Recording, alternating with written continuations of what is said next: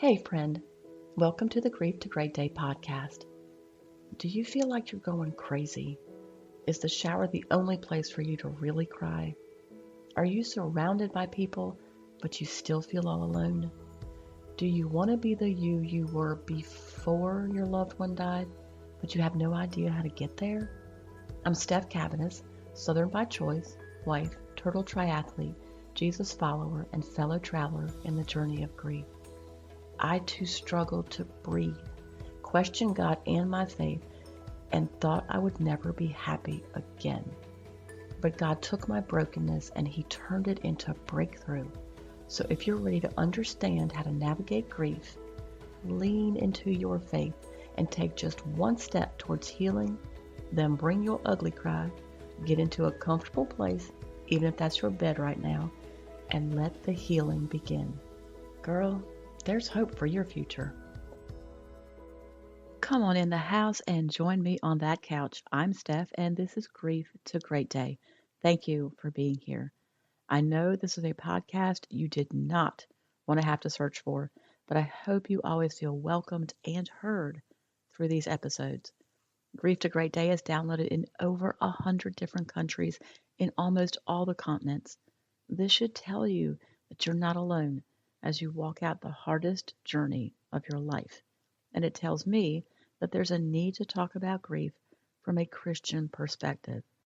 If you're listening for the first time and you wonder who Monica is, well, she's the reason that Grief to Great Day exists. She died within 6 months of being diagnosed with stage 4 cancer, but her faith journey changed my life. It changed me. Her story could change you too. So if you want to learn more about dying to be healed, the book I wrote about her crazy faith and undeniable fortitude, go to my website, grief2greatday.com, and click on the book tab. In this podcast, we talk about understanding grief. Like, it's not just about being sad. We talk about how to get through the day when you got nothing left and how to grow your faith even if you don't want to talk to God right now. So if you're just starting your journey, please know that life will change. It won't always hurt like this. It's important for you to grab a hold of that. So I'll say it again. Your life will change and it won't always hurt like this. This is not to say that you'll stop missing your loved one, because you won't, but you will be able to breathe, to laugh, and to live again. Well, this was not the episode that was scheduled for today, but I wanted to share something I thought was incredibly important and something I touched on last week. Lately, several of you have shared about being unencouraged by others in daily life, some of those people being Christians. Now, I know if I'm hearing from more than 4 or 5 people, that many others are also experiencing the same thing. And I find that I'm very sensitive when it comes to this subject because I've experienced both the helpful and the hurtful comments people make. I know how hard a day can be while you are holding on by a thread, and then it will deteriorate into despair when someone disregards the pain you're pushing through or tells you it'll never get better. I remember one day I was having breakfast with a couple of friends, and a third person came along with one of my friends. I really didn't want them to come because it was the second anniversary of Monica's death, but I agreed. Within 10 minutes of sitting down, that extra person was very clear that we weren't going to talk about Monica or anything else that was sad because she was in heaven. Oof, I was deflated because I and my other 2 friends wanted to talk about Mo, about her faith journey and some of the things that we had started seeing over the years that we could not grasp in that moment. It was a huge lesson for me to steer clear of anyone who was uncomfortable with talking about my grief or grief in general. I wasn't ugly, but the next time this person was brought up to join us, I was very clear that if they went, I would not. As a caveat, I do want to think the best of people and that their intention is to be helpful and not hurtful. But I know some people just absolutely do not realize what they're saying. So if anything said to you is hurtful, please don't hold on to it. Let it go. You have enough to deal with. I had to let that breakfast go, but as you can see, I never forgot it. If you were sunburned and a feather touched your skin, the pain would be felt when otherwise it may not be. That's you in the beginning of grief. And the words people speak become less like a feather and more like a gut punch. It hurts from the skin down to the heart. Today, and the reason for this episode, is because in the last week I was reading some of the posts in the Facebook group and they made me emotional because of the love and the care that is shown. I want to share some of the comments because you may not be part of the group yet, and you may need to hear some of these comments. I also want to thank all the members in the Facebook group for being a part of it, for showing up, for commenting and loving on others in great pain, even when you are in great pain. There are those who are brand new to grief, and there are also women who have been in the group for a couple of years. It is one of the greatest blessings to me when I see healing changes in those over the years, and then they share an understanding and real biblical encouragement to those who are newer. If you're newer, you're going to read some of the posts and say, yeah, that's them, that's not me. But the people that wrote the posts said the same thing. Y'all, it shocked me. It literally blew my mind that I could go from despair to being hope filled. And I knew it was nothing short of a miracle. And that is what God wants to do and will do in your life.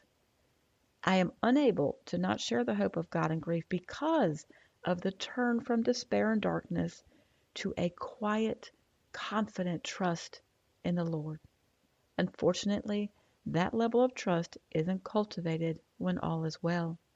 It comes from walking through the storms you feel you cannot survive. Remember, you aren't supposed to do this in your own strength. God is the only way. The long days, they make you weary, and in that weariness, you cannot imagine. No, you don't want to imagine, and truthfully, you don't want to be okay again. You want your life back. You want your loved one back. But please, even in those moments, hold on. Please keep pushing through and try to be around those who will speak life into your doubt instead of doubt into your life. You do not need people to share platitudes telling you that heaven needed another angel or at least they're in heaven. That's empty, and it always angered me. You want to know that life isn't over, even if it seems like it is. You want to know that there's a purpose for getting out of bed every morning when all you feel is emptiness as soon as you open your eyes. Being around others, being in a community where other women get it, I'm talking about the pain of loss, is such a helpful way to do that. But being in a community where other Christian women get it and point you to God in the worst of days is a blessing you're not going to ever forget. That's what makes the grief group for Christian women so different and so special. I've edited these only to keep members' names private, but when I read these to you, please just be in a quiet place. You can shut your eyes if you want to, and take the words I'm saying as if they were written to you. Let them settle your heart, even just for the time I'm reading them. If you need a reminder, listen to this episode again. And if you want to be a part of this beautiful community, join our family in the private Facebook group. Y'all impress me, and I'm so proud of each little mustard seed of faith that you hold tightly to every single day. Okay, here we go. Sit back and just listen. My heart aches for you. I lost my dear mom and beloved husband within a few months of each other this last year. It's so hard to accept life without them. All I know is that God sees the way through this grief journey, so I need to stick close to Him. I'm so sorry for your devastating loss. No one can stand in your shoes, as I have to stand in my own. God bless, and many hugs and tears hearing your grief. I have found people who want to rush you to see the bright side, but there is no rushing this type of loss. I remember I felt like I really needed it acknowledged how unfair it was for my husband to be only 37, and now we had to learn to live without him. I hated being rushed. I often reply with, I know he's in heaven, but mine and our children's lives have been changed irreversibly, and we miss him. Being in heaven doesn't change that we miss him so much. As time has gone on, I have found more comfort of the thought that he is in heaven, but it doesn't change that he will always be loved and missed too. I think people who haven't gone through tragic life altering loss cannot fathom it. I survived moment by moment for the longest time, and nearly 2 years on, I still have days where I go back to moment by moment. Sending you so much love as you mourn and grieve such an immense loss. Words, they're not enough, so I pray shalom over you, God's peace that passes all understanding. Let him hold you in his arms and comfort you. I am so sorry for your loss. I'm praying you'll find some comfort here in this group. So many emotions to wrestle with. I lost my daughter 2 years ago. You must go on. God will guide you. You are not alone. There are no words, but what I can tell you is that you're in a powerful place with this group. I have no idea what moment to moment is like for any of us with such loss, as they are all so unique to each of our life stories. I'm so glad you're here. I have no words to express my sympathy. I don't know how you feel. I do know that you must be suffering greatly and hanging on the best you can. Each day, although it's hard to believe, will make it a little teeny bit better, and God will always be at your side. Your grief is not comprehensible to me, so I can only say and give you my love. I am so sorry for your loss. I've lost my mom too, and it's so hard to go on. Where's her legacy? That doesn't ease the pain, but it does give us purpose. God wraps you in his loving arms. Those times we get ambushed by grief sure do take us by surprise. I'm praying God comforts your heart as you work through all the emotions. Even though you may never understand, I pray for God's peace and comfort for you. I totally understand being angry with God, such a normal reaction. I would encourage you to say whatever it is that you're feeling to God right now. He can handle all your emotions and he understands us. Keep talking to him. No matter what, he's still there. And there are many, many more that I just didn't have the time to include. When people say their heart aches for you, it's because they know what those first days and years of grief feel like.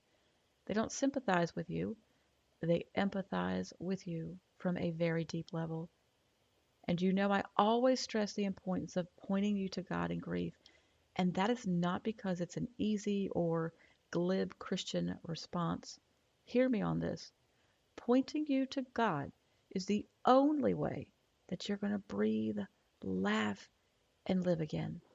In this Facebook community, your Christian sisters can love, support, and encourage you to go on better than any other humans because life altering loss creates a strong, sincere, and lasting bond. We can help each other take one more step. We can help each other press on while we ourselves feel that same ache. By pointing you to God, we point you to the only one who can heal a broken heart. Your specific broken heart because of your specific loss and the specific circumstances of your loss. God created you. God created your heart, and when it is shattered, God is the only one who can weave those pieces of loss with the life you still have to live. No, it'll never be the same, but it will be in a way that will be nothing short of a miracle. Let me finish this episode with a quote from Dr. Alicia Britt Cole. She said, "Faith and grief coexist. In the same way that our faith is not voided by funerals, our grief is not erased by belief. This tension keeps our feet and tears on the ground, and our hearts and hopes turned toward heaven." For all things Grief to Great Day, visit my website, grief2greatday.com. Now, if you have just lost your loved one, there are two important resources to check out. The first is the Journey of Grief free seminar. It's going to help you get an idea of what to expect on the journey, and you'll see the roadmap. It is like a journey that's mapped out. It's going to help you breathe a little easier because when you understand that you're not going crazy, whew, that's a relief. You can print it out too and put it on your fridge. I know many people who do. Also, there's a workshop called The First Year of Grief, How to Survive with Hope and Heal. This workshop will walk you through the 4 most important actions to take right now after your loved one has died. All that action really is based on pointing you to God, the true healer. Don't forget our weekly devotional, Coffee and Kathy, that airs on this podcast on Thursdays. And if you don't have a church home, you can visit my church, opendoorchurch.com. Links to everything you need are in the show notes. You're not alone. This is not your forever, and God has plans for you. And when people tell you it will never change, then just think about where they're coming from and know that they can't speak over your life like that. They're sharing their life. Keep coming back to the house, keep sitting on the couch, and keep taking steps towards your healing. Thank you for being here today, for showing up. If this podcast has given you hope, encouragement, or helped you in any way, share it with a friend, either in a text or on your social platforms. Also, please subscribe, rate, and leave a written review on iTunes. It's a huge blessing for me to know that you're out there. Lastly, and this is important, you are not alone.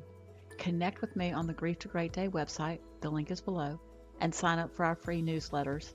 I want to be able to pray for you by name. Remember, grief isn't something you're going to get over, but a great day is something you can get to.